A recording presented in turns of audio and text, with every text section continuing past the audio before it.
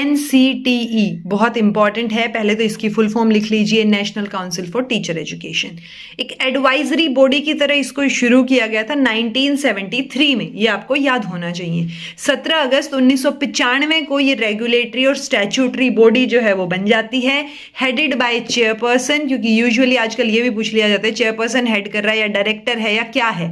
सो chairperson जो है वो इसके हेड हैं। फिलहाल 2025 की अगर मैं बात करूं, सो पंकज अरोड़ा ये जो है क्या है, इसके चेयरपर्सन है NCTE के।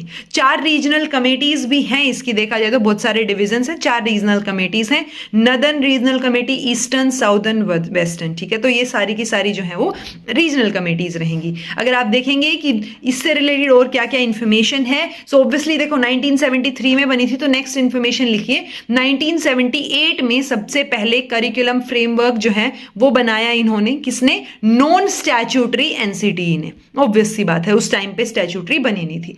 1988 में, यानी जो ये 1978 में करिकुलम फ्रेमवर्क बना था, इसको रिवाइज किया किसने? NCERT ने। सो रिवाइज्ड वर्जन बाय NCERT इन 1988। ओके, देन है 1998, यानी 10 साल का गैप है, आप सीधा सीधा याद रखिए। सो 1998 में, क्योंकि तब तक 1995 में ये स्टैट्यूटरी बन चुकी है, so first curriculum framework for quality teacher education by NCTE। उसके बाद 2006 में एक और पेपर है, यानी discussion paper on curriculum framework jointly prepared by NCTE and NCERT।